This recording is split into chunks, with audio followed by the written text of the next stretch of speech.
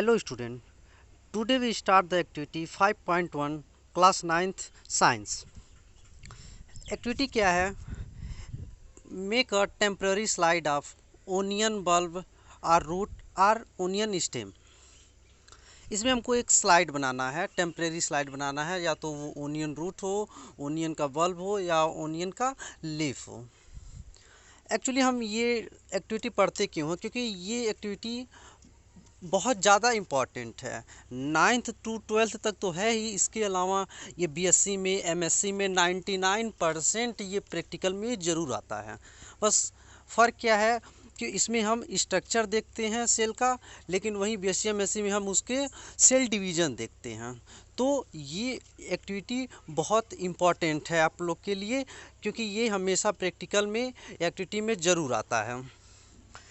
इससे हम क्या देख सकते हैं? सेल का स्ट्रक्चर, क्योंकि ओनियन रूट का जो है हम कंपाउंड माइक्रोस्कोप से बहुत क्लियर स्ट्रक्चर दिखाई देता है, और सेल डिवीज़न भी बहुत क्लियर इसमें दिखाई देता है, इसलिए इसे पढ़ना बहुत ज़रूरी है।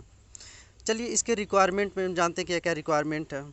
जैसे ओनियन मटेरियल जो हमें चाहिए वो रहना चाहिए। इसके अलावा watch glass, forceps, brush, glass slide, cover slip, safranin, dropper. Okay चलिए हम स्टार्ट करते हैं। सबसे पहले हम क्या लेते हैं, जिस भी मटेरियल का करना हो, ओनियन बल्ब हो, रूट हो या स्टेम हो, उसको हम फोर शेप से एक छोटा सा और पतला सा टुकड़ा हम लेते हैं। हम क्योंकि हम ये करना है और माइक्रोस्कोप में करना है, इसीलिए हम बहुत उसका थिन और एकदम बहुत पतला होगा और बहुत छोटा मटेरियल उठाते हैं और फोर्सेप्स उठाएंगे और उसको हम क्या करते हैं, एक वॉच ग्लास में रख देते हैं, जो कि वॉच ग्लास में हम पहले ही कुछ बूंद वाटर ऐड किए हुए हैं। ओके, ये वाटर क्या करता है, मटेरियल को ड्राई नहीं होने देगा। ओके, मटेरियल ड्राई नहीं होने देगा। और दूसरा काम ये करता है, जैसे हम जानते हैं कि जो भी ओनियन का मटेरियल लेते हैं उसमें अगर कोई अनवांटेड पार्टिकल जैसे सैंड हो गया या सॉइल हो गया, उसको वो रिमूव कर देता है। अब इसके बाद हम क्या करेंगे, एक ग्लास स्लाइड लेंगे, उस पर ड्रॉपर से कुछ बूंद, एक या दो बूंद वाटर ऐड करेंगे, वाटर के ड्रॉप ऐड करेंगे। इसके बाद हम एक ब्रश, पेंट ब्रश जो होता है पतला वाला, उसकी सहायता से हम क्या करेंगे, जो भी वॉच ग्लास पे मटेरियल है उसको हम धीरे से उठाकर उस वाटर पर हम ऐड कर देंगे, रख देंगे। वॉच ग्लास के ऊपर जो भी वाटर है उसमें वाटर में वो मटेरियल ओनियन का हम रख देंगे। अब रखने के बाद हम फिर ड्रॉपर से क्या करेंगे, सेफ्रेनिन कि सॉल्यूशन जो है उसका एक या दो बूंद उस पर ऐड कर देंगे। सेफ्रेनिन एक तरीके का डाई होता है जो ब्राउन रेड कलर का होता है, ये स्टेनिंग करने का काम आता है। अगर ये ऐड नहीं करेंगे तो फिर हमें कोई स्ट्रक्चर दिखाई क्लियर नहीं देगा। ये ऐड करने से वो कलर आ जाता है जो भी स्टेनिंग हमें देखना होता है, और हमें वो क्लियरली दिखाई देता है। जैसे हम वाइट कलर नहीं देख सकते ना ध्यान से, लेकिन अगर वही कोई कलर हो जाता है तो हमें क्लियर दिखाई देता है। तो हम सेफ्रेनिन का यूज करते हैं, ये स्टेनिंग का काम करता है, ये कलर देता है।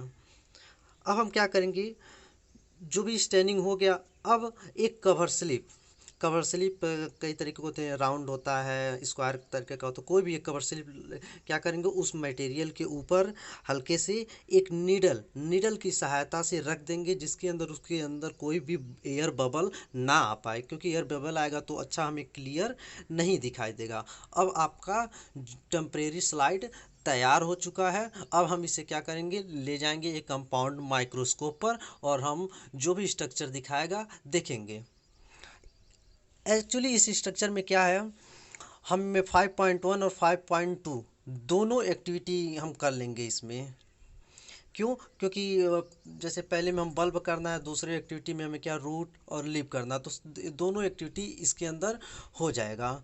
तो हम जब देखते हैं उसके अंदर बहुत डिफरेंट स्ट्रक्चर दिखाई देते हैं। अगर रूट का देखेंगे तो रूट का अलग स्ट्रक्चर दिखाई देगा, स्टेम का अलग स्ट्रक्चर दिखाई देगा, लीफ का अलग स्ट्रक्चर दिखाई देगा। आपको 5.2 में कुछ क्वेश्चन पूछे गए हैं इसी पर। Do all cells look alike in terms of shape and size? क्या आपको जो भी स्ट्रक्चर दिखाई दे रहा है, चाहे रूट का हो, स्टेम का हो या लिप का हो, तीनों स्ट्रक्चर क्या शेप और साइज में सेम है सेल का?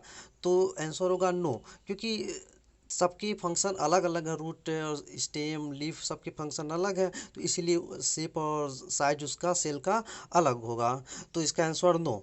सेकेंड आपका है question, do all cells look alike in structure?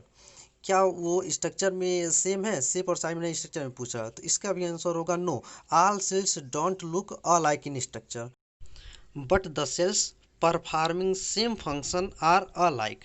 लेकिन जो सेल्स एक जो भी ऑर्गन एक जैसा फंक्शन परफॉर्म करता है उनका सेल का स्ट्रक्चर एक जैसा होगा। जैसे रूट का जो सेल्स है वो स्टेम के सेल से मैच नहीं करेगा, लेकिन जितने भी रूट के सेल्स हैं वो सब एक जैसे होंगे क्योंकि वो एक फंक्शन काम करते हैं। जितने भी स्टेम के सेल्स होंगे वो एक जैसे होंगे, तो इसमें सेम हो सकता है, लेकिन दो ऑर्गन के सेल्स नहीं सेम हो सकते। इसके बाद आपका आंसर है, क्वेश्चन है, could we find difference among cells from different parts of a plant body? क्या हम डिफरेंट पार्ट्स ऑफ बॉडी जो है उनके सेल्स में डिफरेंस पाएंगे? यस, क्योंकि डिफरेंट पार्ट हैं, डिफरेंट फंक्शन करते हैं, तो उनमें स्ट्रक्चर अलग अलग होगा तो डिफरेंसेस मिलेंगे। उसके बाद आपका क्वेश्चन है, what similarity could we find? तो जब हमने डिफरेंसेस पढ़ लिए तो लेकिन क्या कोई सिमिलरिटी भी है उन सेल्स में? आंसर होगा yes, all cells have structural and functional similarity. Cells के अंदर जो भी डिफरेंसेस है वो तो शेप एंड साइज का है, लेकिन स्ट्रक्चरल और फंक्शनल सिमिलरिटी है। इसका मीन्स क्या हुआ, जैसे हमने सेल्स पहले वीडियो में बताया कि एनिमल सेल्स, प्लांट सेल्स, बाहर सेल वाल होगा, अंदर साइटोप्लाज्म है, उसके अंदर जो भी सेल ऑर्गेनल्स हैं ये सारे सेल्स में होंगे, लेकिन शेप और साइज बस अलग हो। और दूसरी बात, सारे सेल्स क्या हैं वो इकट्ठे होकर क्या बनाएंगे, टिश्यू बनाएंगे। तो ये डिफरेंसेस है और ये सिमिलरिटी सेल्स के अंदर होगा। Thank you. Now next video. Okay.